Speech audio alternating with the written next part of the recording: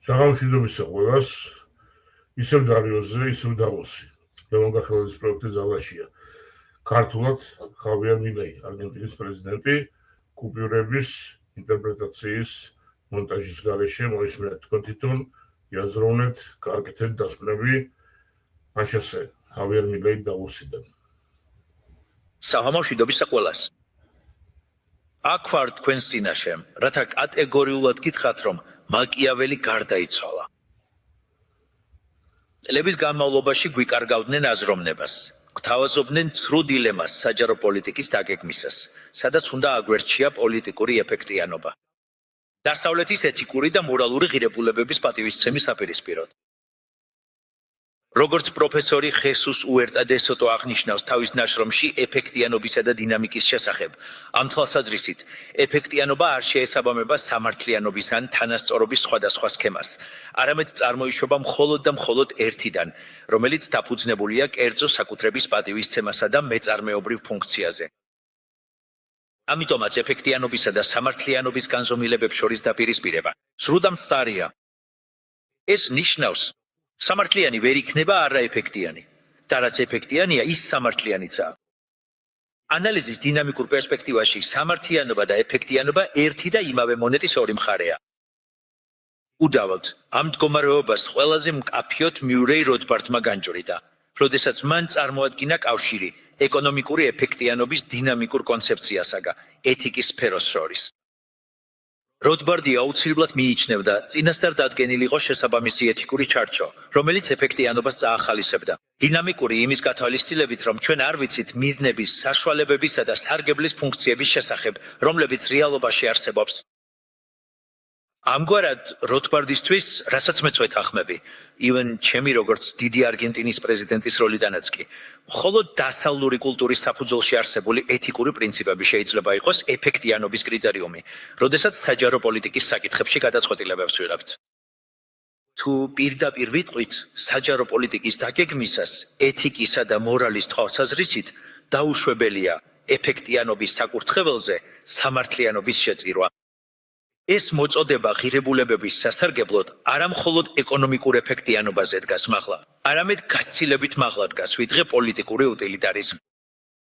ამგვარად ეთიკური და მორალური ღირებულებების გვერდზე გადადება იწვევს პოლიტიკებს, რომლებიც არა მხოლოდ უსამართლოა, არამედ საბოლოოდ კოლაფსამდე მიხავს არა მხოლოდ ეკონომიკა, არამედ სოციალური სფეროც. იმდენად, რომ შეიძლება თავად დასავლური ცივილიზაციის განადგურებამდე მივიდეს საქმე. ამიტომ 2024 წელს ამ ფორუმზე აღვნიშნე, რომ დასავლეთი საფრთხეში იყო. ამავდროულად ჩემს 2025 წლის გამოსვლაში ვაჩვენე, რომ სხვადასხვა საერთაშორისო ორგანიზაციებისა და ფორუმების მიერ დაწინაურებული დღის წესრიგები და პოლიტიკები სინამდვილეში არაფერია სხვა თუ არა ყველაფერი ეს.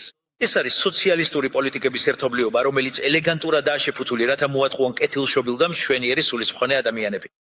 კეთილი განზრახვებით, მაგრამ ყოველთვის იგივე კატასტროფული შედეგებით. ამიტომ არასდროს უნდა დაგვავიწყდეს თომას ოელის სიტყვები სოციალიზმის შესახებ, რომელსაც ის აღიარებდა იმ ღირსებად, რომ ძალიან ლამაზად ჭრევს, მაგრამ მისი მეორე მხარე ისაა, რომ ყოველთვის ცუდად მთავრდება. საშინლად ცუდად. შორს რომ არ წავიდეთ და თუ გავცდებით მხოლოდ იმ უწყვეტ კატასტროფებს, რაც სოციალიზმმა მე-20 საუკუნეში გამოიწვია, ხედავთ ვენესუელაში მომხდარ შემზარავ ზიანს. და ეს მხოლოდ იმით არ შემოიფარგლება, რომ მათი მშპ 80%-ით დაეცა. არამედ ბევრად უარესია ის, რომ სისხლიანი ნარკოდიქტატურა დამყარდა, რომლის ტერორისტული საცეცები მთელ ჩვენს ამერიკის კონტინენტზე გავრცელდა. ამიტომ დღეს როგორც არასდროს დასავლეთში მიმდინარე ეთიკური და მორალური დეგრადაციის ფონზე, რაც ახალი სოციალისტური დღის წესრიგის მიღების შედეგია, აუცილებელია თავისუფლების იდეების გადაჭრა და გაძლიერება. თუმცა განსხვავებით იმ გზისა, როგორც ეს წარსულში ხდებოდა, ახლა ეს უნდა ეფუძნებოდეს უტილიტარულ მიდგომას. დღეს თავისუფალი ბაზრის კაპიტალისტური სისტემის დაცვა უნდა ემყარებოდეს მის ეთიკურ და მორალურ ღირსებას. ანუ, როგორც ისრაელ კირცნერი აღნიშნავს, დღევანდელი სოციალისტები აღარ უარყოფენ კაპიტალიზმის პროდუქტიულ უპირატესობას. ისინი მას უსამართლობის გამო აკრიტიკებენ. ამიტომ საკმარისი არ არის მხოლოდ ის, რომ სისტემა უფრო პროდუქტიულია, რადგან თუ მისი საფუძველი უსამართლოა, კაპიტალიზმს დაცვა არ ეკუთვნის. ამიტომ დღეს დაგიმტკიცებთ, რომ თავისუფალი ბაზრის კაპიტალიზმი არა მხოლოდ უფრო პროდუქტიულია, არამედ ერთადერთი სისტემაა, რომელიც სამართლიანია. ამასთანავე დაგიმტკიცებთ, რომ არ არსებობს დილემა პოლიტიკურ უტილიტარიზმსა და ღირებულებებზე დაფუძნებულ პოლიტიკას შორის. რადგან თუ ეს ორი ერთმანეთთან კონფლიქტშია, ეს ნიშნავს, რომ პოლიტიკური უტილიტარიზმის საფუძვლები უნდა უარყოთ როგორც უსამართლო. ამიტომ ეს ნიშნავს, რომ თუ გსურს გამოვიდეთ ჩვენი ბნელი აწმყოდან, უნდა დაუბრუნდეთ ბერძნულ ფილოსოფიას, მივიღოთ რომაული სამართალი და დაუბრუნდეთ იუდეო-ქრისტიანულ ღირებულებებს, რაც საშუალებას მოგცემს გადავარჩინოთ დასავლეთი. ადამიანთა კონფლიქტების დიდი ნაწილი წარმოიშობა ბუნებრივ სამართალსა და პოზიტიურ სამართალს შორის წარუმატებელი ურთიერთქმედების შედეგად. ამგვარად ბუნებრივი სამართალი არის კანონი, რომელიც უნდა მართავდეს ადამიანს, რადგან ის შეესაბამება მის ბუნებას და შესაბამისად სამართლიანია უნივერსალური მნიშვნელობით. ეს არის საერთო კანონი ყველა ადამიანისთვის, რადგან ის მათი არსების განუყოფელი ნაწილია და შესაბამისად შეუცვლელი და უცვლელია. მეორე მხრივ პოზიტიური სამართალი არის ის, რასაც ადამიანები თავად ადგენენ საკუთარი ინტერესების შესაბამისად. როდესაც პოზიტიური კანონი შეესაბამება ბუნებრივ სამართალს, იქნება სამართლიანობა. თუ ასე არ არის, ის იქნება კანონიერი, მაგრამ არ იქნება ლეგიტიმური. ამ საფუძველზე აღიარებულია ორი ფუნდამენტური უფლება: სიცოცხლისა და თავისუფლების უფლება. ადამიანი იბადება ცოცხალი და თავისუფალი და აქვს უფლება შეინარჩუნოს ეს ბუნებრივი თვისებები. გარდა ამისა, მას აქვს უფლება, რომ მისმა მსგავსებმა პატივი სცენ ამ უფლებებს, რათა მან შეძლოს საკუთარი ბედნიერების ძიება, რაც არის მიზანი, რომელსაც ყველაფერი ისწრაფვის. ადამიანი. პარალელურად გვაქვს შეძენილი უფლებები, რომლებიც არც ბუნებრივია და არც ადამიანისათვის თანდაყოლილი, არამედ ისინი დამსახურებით ან საჩუქრად მიიღება. ამგვარად, თავისუფლების ფუნდამენტური უფლება გამომდინარეობს შეძენილი კერძო საკუთრების უფლებიდან, რაც გამოიხატება იმაში, რომ შეგვიძლია თავისუფლად შევიძინოთ ქონება ჩვენი შრომის ნაყოფით. ან შეგვიძლია მივიღოთ ქონება, რომელიც თავისუფლად გვაჩუქრას, ან პატივი ან მემკვიდრეობა მივიღოთ. განსაკუთრებით მისი დინამიკური შედეგების გამო. ეს უკავშირდება ლოგის მიტაცების პრინციპს, რის გამოც ახლა საკუთრება შეიძლება წარმოიშვას არა მხოლოდ დონაციის, საჩუქრის, მემკვიდრეობის ან გაცვლის გზით, არამედ ემატება აღმოჩენისა და შექმნის მიტაცებაც. საბოლოოდ, ეს უფლებები ავსებს არაგრესიის პრინციპს, რომელიც ადგენს, რომ არც ერთ ადამიანს არ აქვს უფლება განახორციელოს აგრესია სხვა ადამიანის მიმართ, რაც მოიცავს არა მხოლოდ ფიზიკურ აგრესიას, არამედ ნებისმიერი სახის იძულებას, ზეწოლას ან ძალის გამოყენების მუქარით დაწესებულ იძულებას. აქედან გამომდინარე ასე განსაზღვრავთ ლიბერალიზმს, ან შესაბამისად. პროფესორ ალბერტო ვენეგას ლინჩის მიხედვით ეს არის სხვისი ცხოვრების პროექტის უპირობო პატივისცემა, რომელიც დაფუძნებულია არაგრესიის პრინციპზე. და სიცოცხლის თავისუფლებისა და საკუთრების უფლების დაცვაში, რომლის ინსტიტუტებია კერძო საკუთრება, სახელმწიფო ჩარევისგან თავისუფალი ბაზრები, კონკურენცია, რომელიც გულისხმობს თავისუფალ შესვლასა და გამოსვლას, შრომის დანაწილება და სოციალური თანამშრომლობა. ბუნებრივია ამ სოციალურ მოწყობასთან ერთად ჩნდება კითხვა, არის თუ არა ის სამართლიანი. შესაბამისად, იმის დასადგენად არის თუ არა სისტემა სამართლიანი, აუცილებელი მითითებაა სულპიანას მოწყობა, რომლის ძირითადი პრინციპი წარმოადგენს რომის სამართლის საფუძველს. და უდაოდ ეს არის დასავლური ცივილიზაციის ერთ-ერთი საკრგანი.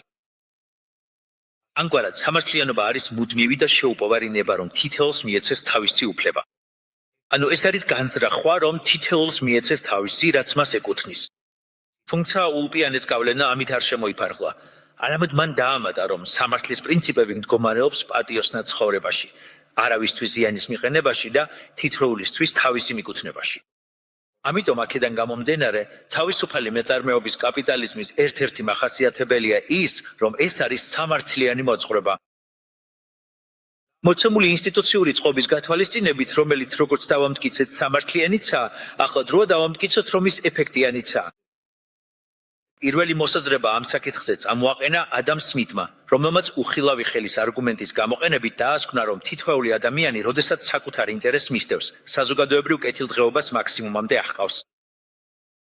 მოგვიანებით ნეოკლასიკოსებმა, რომლებიც უხილავი ხელის იდეით ხელმძღვანელობდნენ და პარეტოს ოპტიმუმზე დაყრდნობით შეძლეს კეთილდღეობის ეკონომიკის პირველი აქსიომის გამოყვანა.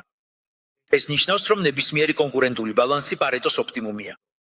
თუმცა ეს ნიშნავდა მათემატიკური სტრუქტურის მიღებას, რომელიც სახელმწიფო ჩარევის შესაძლებლობას ტოვებდა ღია ბაზრის ხარვეზების გამოსწორების კეთილი განზრახვით, რაც ჩემი თვალსაზრისით საერთოდ არ არსებობს.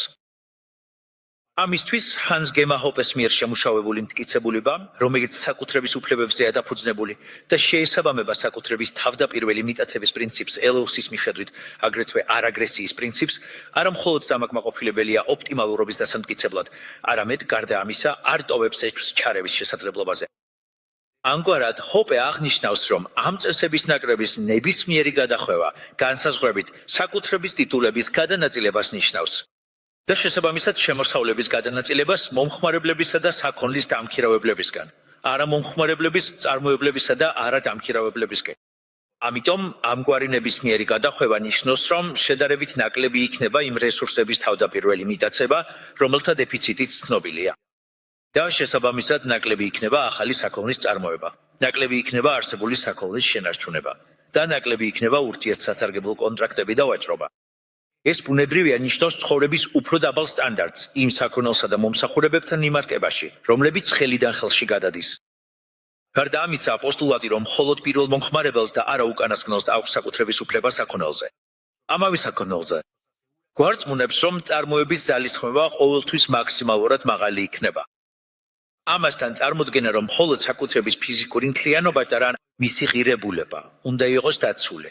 ეს უზრუნველყოფს, რომ ყველა მფლობელი განახორციელებს მაქსიმალურ ძალისხმევას ღირებულების წარმოებაში, ანუ ძალისხმევას, რათა ხელი შეუწყოს საკუთრების ღირებულების სასარგებლო ცვლილებებს და აღკვეთოს არ შეაჩეროს ნებისმიერი არასასურველი ცვლილება. არასასურველი ცვლილება მის ღირებულობაში. ამიტომ ამ წესებიდან ნებისმიერი გადახვევა ყოველთვის გულისხმობს წარმოების ძალისხმევის შემცირებას.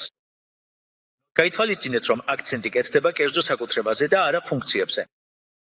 ოპტიმიზაციის განხორციელებიდან გამომდინარე, მოთხოვნის სიჭარბეს საშუალებას იძლევა მივაღწიოთ ოპტიმუმს, საჭიროების გარეშე მიმართოთ ეგზოტიკურ ვარაუდებს, რომლებიც შემდეგ სახელმწიფო ჩარევას ამართლებს. ამავე დროს იგი თავიდან გვაცილებს მეორე ეკონომიკური თეორიის, კეთილდღეობის თეორემის ემპირიულ აბსურდს, რომელიც ამტკიცებს წარმოებასა და განაწილებას შორის დამოუკიდებლობას, თითქოს არჩევანი კაპიტალიზმსა და კომუნიზმს შორის შედეგის თვალსაზრისით ნეიტრალური იყოს.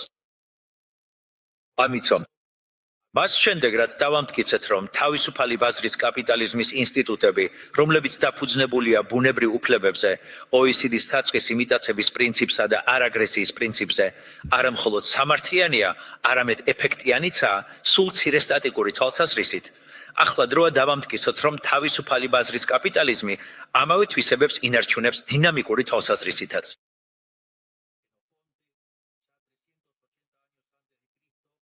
იგი აღნიშნავდა, რომ ეკონომიკა არის ცხოდნა, რომელიც ადამიანებს საშუალებას აძლევს გააზრდონ თავიანთი ქონება, ხოლო ამავე დროს ამტკიცებდა, რომ კერძო საკუთრება ყველაზე სასარგებლო საშუალებაა თითოეული ადამიანის ცხოვრებისთვის. ამის შემდეგ გენოფონტე განიხილავს ეფექტიანობის ცნებას, რომელსაც ორ პერსპექტივიდან უდგება. ერთი მხრივ სტატიკური ხედვით, იგი ეფექტიანად მიიჩნევს რესურსების მართვას, რომელიც მიზნად ისახავს ფლანგვის თავიდან აცილებას. სადაც ის კიდევ ერთხელ უსვამს ხაზს კერძო საკუთრების სარგებელს, როდესაც აღნიშნავს, რომ ბატონის თვალი საუკეთესო საშუალებაა მისი პირუტყვის გასასუქებლად. მეორე მხრივ, გენოფონტე ეფექტიანობის მეორე განსაზღვრებაში დინამიკურ ასპექტზე გადადის და აღნიშნავს, რომ ეფექტიანობა ასევე გულისხმობს ქონების გაზრდას. ანუ საქმე ეხება არსებული სიკეთეების რაოდენობის გაზრდას მეწარმეობრივი კრეატიულობის გზით, ანუ ვაჭრობისა და სპეკულაციის მეშვეობით. ეფექტიანობის ეს უკანასკნელი კრიტერიუმი ფუნდამენტური მნიშვნელობისაა ეკონომიკის ზრდის შესასწავლად, რადგან განსხვავებით სტატიკური მოდელისგან, სადაც მხოლოდ ის განიხილება, რასაც რობერტ ლუკას უმცროსი უწოდებდა, ღრმა პარამეტრებს, ანუ პრეფერენციებს, ტექნოლოგიასა და საწყის რესურსებს, დინამიკურ სფეროში. როგორც ტექნოლოგია, ასევე საწყისი რესურსები შეიძლება შეიცალოს და სინამდვილეში მუდმივად იცვლება მეწარმეობრივი კრეატიულობის შედეგად. ცალკე თავი ეთმობა კერძო საკუთრების ინსტიტუტს და სწორედ მასზე დაყრდნობით ავსტრიული ეკონომიკური სკოლა დაწყებული მიზესით, ჰაიეკით, როთბარდით, პარკიზარით, ჰოპეთი და დასრულებული ხეს სუერტა დე სოტოთი ამტკიცებენ სოციალიზმის შეუძლებლობას. და შესაბამისად ნგრევას აყენებენ ჯონ სტიუარტ მილის მოჩვენებით იდეას, რომელიც წარმოებისა და განაწილების დამოუკიდებლობას ამტკიცებდა. აკადემიური სიყურვე, რომელმაც სოციალიზმამდე მიიყვანა და რომლის ფასადაც მსოფლიოს 150 მილიონი ადამიანის სიცოცხლე დაუჭდა, იმ დროს, როცა ისინი, ვინც ტერორს გადაუჩნენ, აბსურდულ სიღარიბეში ცხოვრობდნენ. აღნიშნული შესაბამისად და გენოფონდეს ანალიზის მეორე განსაზღვრების ხაზზე, ეკონომიკურმა თეორიამ გამოავლინა ეკონომიკური პროგრესის 4 წყარო. პირველ რიგში გვაქვს შრომის დანაწილება, რომლის მაგალითიც ადამ სმითმა წვერის ქარხანით აჩვენა. საბოლოოდ ეს არის მექანიზმი, რომლის მეშვეობითაც წარმოიქმნება პროდუქტიულობის მოგებები, რომლებიც იზრდება როგორც მზარდი შედეგები. და მიუხედავად იმისა, რომ მისი სხვარი განისაზღვრება ბაზრის ზომით, თავად ბაზრის ზომა დადებითად იზრდება. ამიტომაც ფუნქცია ასევე ღირს აღნიშნა, რომ ეს კეთილდღეობის პროცესი უსასრულო არ არის, რადგან მისი ზღვარი საწყისი რესურსების მოცულობას ეჯახება. მეორე მხრივ კაპიტალის დაგროვება, როგორც ფიზიკური, ასევე ადამიანური. ფიზიკურ კაპიტალთან დაკავშირებით გადამწყვეტია დანაზოგისა და ინვესტიციის ურთიერთქმედება, რაც ხაზს უსვამს კაპიტალის ბაზრისა და ფინანსური სისტემის ფუნდამენტურ როლს ამ შუამავლობის განხორციელებაში. ადამიანური კაპიტალის მხრივ ყურადღება მხოლოდ განათლებაზე არ უნდა იყოს გამახვილებული, არამედ ასევე უნდა განიხილებოდეს კოგნიტური უნარების განვითარება. ადამიანის დაბადებიდანვე მისი კვება და ჯანმრთელობა წარმოადგენს იმ ფუნდამენტურ ელემენტებს, რომლებიც აუცილებელია განათლებასა და შრომის ბაზარზე ცდომისთვის. მესამე მხრივ გვაქვს ტექნოლოგიური პროგრესი, რაც ნიშნავს, რომ შესაძლებელია იგივე რესურსებით უფრო მეტი საქონლის წარმოება, ან იგივე რაოდენობის პროდუქციის მიღება ნაკლები რესურსის გამოყენებით. და ბოლოს, გვაქვს მეწარმეობის სული, ან უფრო სწორად მეწარმეობის ფუნქცია. პროფესორ პუერტა დე სოტოს მიხედვით, ეს წარმოადგენს ეკონომიკური ზრდის პროცესის მთავარ მამოძრავებელ ძალას, რადგან მიუხედავად იმისა, რომ ზემოთ აღნიშნული სამი ფაქტორი მნიშვნელოვანია, მეწარმეების გარეშე წარმოება არ იარსებებს და ცხოვრების დონე უკიდურესად დაბალი იქნებოდა. სადაც მეწარმეობის ფუნქცია ნაკლებად კონცენტრირდება მოკლევადიან ეფექტურობაზე, არამედ უფრო მეტად საქონლისა და მომსახურების რაოდენობის ზრდაზე, რაც საბოლოოდ ცხოვრების უფრო მაღალ დონეს განაპირობებს. ნამდვილად მნიშვნელოვანი არის წარმოების შესაძლებლობის საზღვის მაქსიმალურად გაფართოება. ასე რომ დინამიკური ეფექტურობა შეიძლება განვიხილოთ როგორც ეკონომიკის უნარი, წაახალისოს კრეატიულობა და მეწარმეობრივი კოორდინაცია. ამასთანავე დინამიკური ეფექტურობის კრიტერიუმი განუყოფლად არის დაკავშირებული მეწარმეობის ფუნქციის ცნებასთან, რომელიც ტიპურად ადამიანური უნარია. შესაძლებლობების დანახვა, რომლებიც გარემოში ჩდება და შესაბამისი ქმედება, რათა ამ შესაძლებლობებით ისარგებლოს. ამით ფუნდამენტური ხდება ახალი მიზნებისა და საშუალებების აღმოჩენისა და შექმნის ამოცანა, რაც ხელს უწყობს სპონტანურ კოორდინაციას, რომელიც მიმართულია ბაზრის დისბალანსების გადაჭრისკენ. მეორე მხრივ დინამიკური ეფექტურობის ეს განსაზღვრება, რომელსაც ისთავაზობს უერტა დე სოტო, შესაბამისად თანმიმდევრულად აერთიანებს შუმპეტერის კრეატიული განადგურების იდეას ნორჩის ადაპტაციურ ეფექტურობასთან. რა თქმა უნდა, მეწარმეობის ფუნქციის როლის გათვალისწინებით გადამწყვეტი მნიშვნელობა აქვს იმ ინსტიტუტებს, რომელთა ფარგლებშიც ეს ფუნქცია ვითარდება. ამ მხრივ, როგორც დაგლას ნორთი, ასევე ხესუს უერტა დე სოტო ინსტიტუტების ერთ-ერთ მთავარ ფუნქციად მიიჩნევენ გაურკვევლობის შემცირებას.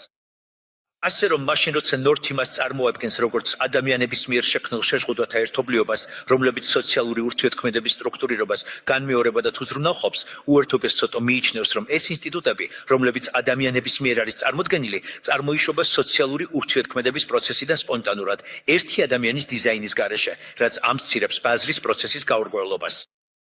ამგვარად, როგორც როი კორდატო აღნიშნავს, შესაბამისი ინსტიტუციური ჩარჩო არის ის, რომელიც ხელს უწყობს მეწარმეობრივ აღმოჩენასა და კოორდინაციას. შესაბამისად, ამ ჩარჩოში ეკონომიკური პოლიტიკა უნდა იყოს ორიენტირებული ყველა ხელოვნური ბარიერის იდენტიფიცირებასა და მოხსნაზე, რომლებიც აფერხებს მეწარმეობრივ პროცესსა დანებაყოფლობით გაცვლებს. ამ მხრივ, ინსტიტუტების გადამწყვეტი გავლენის გათვალისწინებით ეკონომიკურ პროგრესზე, ეს გვაქცევს ყურადღებას ეთიკის მნიშვნელობისკენ, რადგან ის საზოგადოებები, რომლებიც იცავენ მყარ მორალურ ღირებულებებსა და ეთიკურ პრინციპებს ინსტიტუტების მხარდაჭერისას, დინამიკურად უფრო ეფექტიანები იქნებიან და შედეგად ისინი უფრო დიდ კეთილდღეობას მიაღწევენ. ამგვარად ეთიკური პრობლემა ფუნდამენტურია, რადგან ის უნდა განვიხილოთ როგორც საუკეთესო გზის ძიება კოორდინაციისა და მეწარმეობრივი შექმნის ხელშეწყობისთვის. ამიტომ სოციალური ეთიკის სფეროში მოსაზრება, რომ ადამიანი არის შემოქმედებითი და კოორდინატორი აქტორი, მიუხედავად დასკვნამდე. ნიშნავს, რომ უნდა მივიღოთ როგორც აქსიომა ის პრინციპი, რომ ყოველ ადამიანს აქვს უფლება მიითვისოს თავისი მეწარმეობრივი შემოქმედების შედეგები. ანუ იმ ადამიანების მიერ შექმნილი და აღმოჩენილი ნაყოფის კერძო მიტაცება, ვინც მეწარმეობრივად ქმნის და პაულობს, წარმოადგენს ბუნებრივი სამართლის პრინციპს. რადგან თუ აქტორს არ შეეძლებოდა მიეთვისებინა ის, რასაც ქმნის ან აღმოაჩენს, მაშინ მისი შესაძლებლობა, რომ აღმოაჩინოს მოგების შესაძლებლობები, დაიბლოკებოდა. და ეს мотивация გაქრებოდა, ის სტიმული, რაც მას აუს თავისი ქენდობების განსახორციელება. საბოლოოდ, ეთიკური პრინციპი, რომელიც ახლახან ჩამოვაყალიბეთ, წარმოადგენს ბაზრის ეკონომიკის ეთიკურ საფუძველს. ამიტომ, რაც ახლახან დავამტკიცეთ, არის ის, რომ თავისუფალი მეწარმეობის კაპიტალიზმი არა მხოლოდ სამართლიანია, არამედ ეფექტურიცაა. და გარდა ამისა, სწორედ ის უზრუნველყოფს ზრდის ყველაზე მაღალ ტემპს. ამგვარად, მოცეული დინამიკური ეფექტიანობის კონცეპტუალური ჩარჩოსა და ეფექტიანობასა და ეთიკურ ღირებულებებს შორის დილემების არსებობის პირობებში, საზოგადოებრივი პოლიტიკის დაგეგმისას მნიშვნელოვანია მისი განხორციელება რეალურ ცხოვრებაში. იმ უზარმაზარი მიღწევების გარდა, რაც ამ წლების განმავლობაში ვაჩვენეთ მმართველობისას, როდესაც მოვიშორეთ ბიუჯეტის დეფიციტი, რომელიც მშპ-ს 15%-ში შეადგენდა, ინფლაცია 300%-დან 30%-მდე დავიყვანეთ, ქვეყნის რისკი 2500 საბაზისო პუნქტით შევამცირეთ და ეკონომიკა გავზარდეთ, ამასთანავე სიღარიბე 47%-დან 27%-მდე დავიყვანეთ, საზოგადოებრივი პოლიტიკა ეთიკური და მორალური ღირებულებებით ვიხამწვანებთ. მინდა ყურადღება გავამახვილო დერეგულირების სამინისტროს მაგალითზე. ან როგორც ჩვენ შინაურ წრეში ვეძახით მზარდი შედეგების სამინისტროზე. აღნიშნული სამინისტრო შთაგონებულია ერთსულ მოსახლეზე მთლიანი შიდა პროდუქტის ევოლუციით ქრისტიანული ეპოქიდან მოყოლებული, რომელსაც ჰოკეის ჯოხის ფორმა აქვს. ეს სურათი გამომდინარეობს იმ ფაქტიდან, რომ 1800 წლამდე ერთსულ მოსახლეზე მთლიანი შიდა პროდუქტი თითქმის უცვლელი იყო. და ამ წერტილიდან ის 15 ჯერ გაიზარდა. იმ კონტექსტში, სადაც მოსახლეობის რაოდენობა 10 ჯერ გაიზარდა. ამოდროულად, როცა მთლიანი შიდა პროდუქტი იზრდებოდა, უკიდურესი სიღარიბე 85%-დან 10%-მდე შემცირდა. თუმცა ეს საოცრება გულისხმობს მზარდი შედეგების არსებობას, რაც ეკონომიკაში კონცენტრირებული ბაზრების სტრუქტურებთან ასოცირდება. და სწორედ აქ ჩნდება საჯარო პოლიტიკის დილემა, პარეიტოს ეფექტიანობასა და სამართლიანობას შორის. პანლეტიანურ ანალიზში მზარდი შედეგები ნიშნავს, რომ წარმოების ნაკრებში არსებობს არაკონვექსურობა, რაც ასე ვთქვათ, არ იძლევა სარგებლის ფუნქციების მიღებას მაქსიმუმამდე, რის გამოც არც საქონლის მიწოდება და არც რესურსების მოთხოვნა არ არის ოპტიმალური. ამის საპასუხოდ გვთავაზობენ კომპანიების რეგულირებას და მათი სრულყოფილად კონკურენტულ შემთხვევასთან გათანაბრებას. ანუ ფაქტობრივად მზარდი შედეგების მოკლას და ამასთან ერთად ეკონომიკური ზრდის შეჩერებას. სხვა რა უნდა ნახოთ თუ არა რეგულაციის შედეგები მთელ მსოფლიოში. კაპიტალიზმის ეთიკურ ღირებულებებზე დაფუძნებული ხედვა მიუთითებს, რომ თუ ეს პოზიცია მიღწეულია აღმოჩენებით, ნებაყოფლობითი გაცვლებით და ძალადობის გარეშე, ანუ არაგრესიის პრინციპის დაცვით, არ არსებობს ჩარევის გამამართლებელი მიზეზი. სინამდვილეში ჩარევა საკუთრების უფლების დარღვევაა, რის გამოც სარგებლის დასჯით ეკონომიკის პოტენციური ზრდა მცირდება. შესაბამისად, ჩარევა და რეგულაცია დინამიკურად არაეფექტურია, რადგან ძალადობრივია და შესაბამისად უსამართლოა. ამიტომაც 2023 წელს ადმინისტრაციაში მოსვლის შემდეგ მინისტრ ფედერიკო სტურცენეგერის გიგანტური ძალისხმევის წყალობით განვახორციელეთ 13,500 სტრუქტურული რეფორმა, რაც დღეს გვაძლევს საშუალებას კონდეს უფრო ეფექტური და დინამიკურად განვითარებადი ეკონომიკა, რაც გვაძლევს ზრდის შესაძლებლობას. ეს არის გავხადოთ არგენტინა კვადიადი. შესაბამისად, ეს აჩვენებს, რამდენად საეჭვოა პარეტოს ოპტიმუმის ანალიზი. ამავე საფუძველზე ბევრი მიიჩნევს მიზანშეწონილად, რომ ასეთი კონცენტრირებული სტრუქტურები რეგულირდეს, რათა შედეგებით მიემსგავსოს კონკურენტულ მოდელს.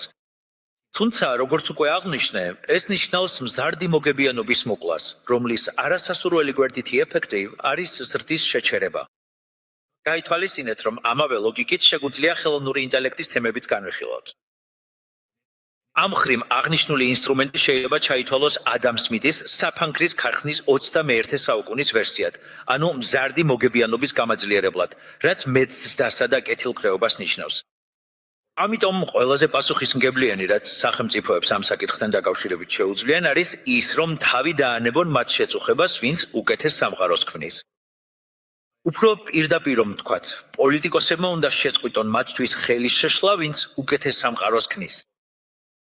ამავდროულად მინდა აღნიშნო, რომ ყველა შიში, რომელიც დისტოპიურ სცენარებს უკავშირდება, სისულელეა. პასუხი ადანცნიკია. მზარდი მოგებიანობის ზღვარი განისაზღვრება ბაზრის ზომით.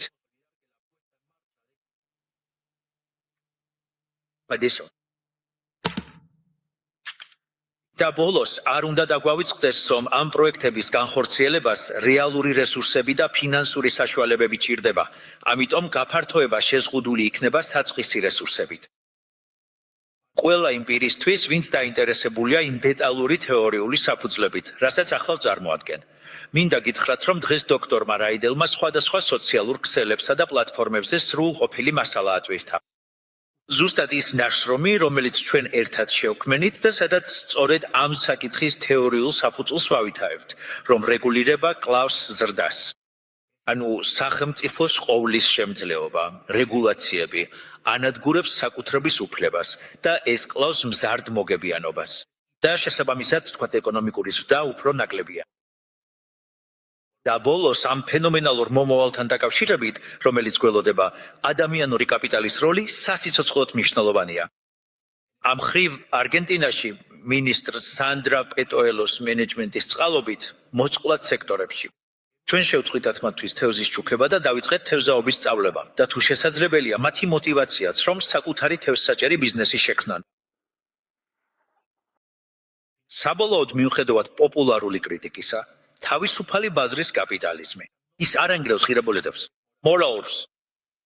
საბოლოო ჯამში ეკონომიკური პროგრესი უხილავი ხელის მექანიზმით წარმოიშვა ადამ სმითის და თანამედროვე ეპოქის მორალური გრძნობებიდან. თავის არსებობას მადლობს ბურჟუაზიულ ღირსებებს, რომელთაც მაკლოსკი მიუთითა. ამასთანავე, ჰუერტა დე სოტოს დიდებული მუშაობის წყალობით დინამიკური ეფექტიანობის კონცეფციის განვითარებაში და მისი პრაქტიკაში დანერგვით არგენტინაში, ეს გვაძლევს საშუალებას ვიყოთ დარწმუნებულები, რომ ეფექტიანობასა და სამართლიანობას შორის დილემა ყალბია.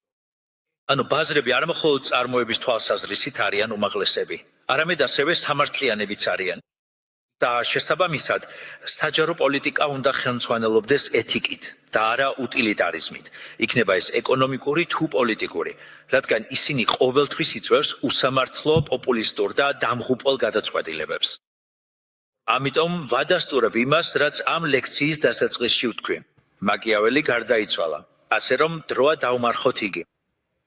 უფრო მეტიც, იმის გამო, რომ მორალსა და თავისუფალ ბაზრებს შორის ხმა კავშირია, სწორედ ეს უკანასკნელები ღვთის უკეთეს ადამიანებად, რადგან დინამიურად ეფექტური ბაზრების წყალობით შეგვიძლია ერთდროულად ეკონომიკური პროგრესი, კერძო საკუთრების დაცვა, მშვიდობის შენარჩუნება, სოციალური ჰარმონიის მიღწევა და იმ სოციალური ღირსებების გაძლიერება, რომლებიც აუცილებელია წარმატებული საზოგადოებისათვის. მოსე ეჯახება ფარაონს, რომელიც წარმოადგენს სახელმწიფოს დამთრგუნველი ძალაუფლების სიმბოლოს, რათა გააფრთხილოს, რომ თუ არ გაათავისუფლებდა ებრაელ ხალხს, ეგვიპტეს დაატყდებოდა ბოლო 3 წვეულა. ფარაონის უარის შემდეგ მოვიდა კალიების ტყეულა, რაც შიმშილს ნიშნავს. შემდეგ მოვიდა სიბნელის ტყეულა, რაც ნიშნავს გადაწყვეტილებების მიღების სითხადის დაკარგვას. ბოლოს კი პირველ შობილთა სიკვდილის ტყეულა, რაც ნათლად აჩვენებს იმ საზოგადოების ბედს, რომელიც თავისუფლებას უარყოფს. ანალოგია იმასთან, რაც დღეს დასავლეთში ხდება, საოცრად ნათელია. უკვე დიდი ხანია დასავლეთმა რაღაც უცნაური მიზეზით დაიწყო ზურგის შექცევა თავისუფლების იდეებისთვის. და სწორედ ამიტომ ამავე ადგილას 2024 წელს განაცხადა, რომ დასავლეთი საფრთხეშია, რადგანაც მან მიიღო სულ უფრო მეტი დოზით სოციალიზმი, თავისი ყველაზე ფარისეულური ფორმით, რაც არის ვოკიზმი. მეორეს მხრივ 2025 წელს ავხსენი მენტალური პარაზიტები, რომლებიც მემარცხენეებმა მენშრობას დათესეს კაცობრიობაში.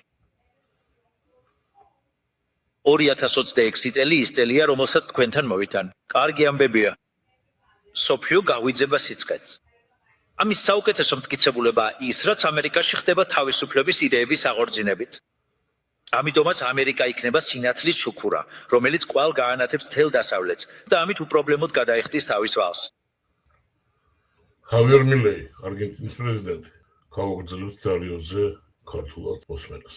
დროებით მომავალში ხვდებით. დარიო რადიო, მუდამ კარგი დარია.